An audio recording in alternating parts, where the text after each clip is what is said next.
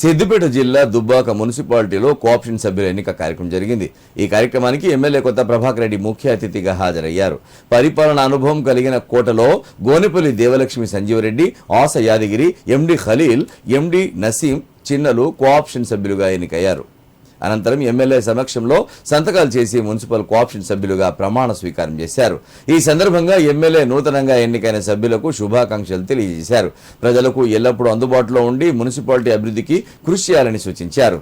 కాగా నూతనంగా ఎన్నికైన కోఆప్షన్ సభ్యులు తమకు అవకాశం కల్పించి ప్రోత్సహించిన ఎమ్మెల్యేకు కృతజ్ఞతలు తెలిపారు. అలాగే తమ ఎన్నికకు మద్దతు తెలిపిన కౌన్సిలర్లు, ప్రజాప్రతినిధులకు ధన్యవాదాలు తెలియజేశారు.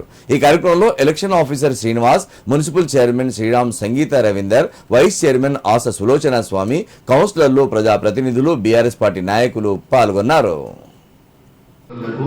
నూతనంగా ఎన్నికైన కోఆప్షన్ మెంబర్లు మరి దీంట్లో ఆస యాదగిరి గారు, దేవలక్ష్మి గారు, మహమ్మద్ ఖలీల్ గారు, మరి మహమ్మద్ నసీం చిన్న గారు, వీరు నలుగురు కూడా మరి బీఆర్ఎస్ పార్టీ సభ్యులు.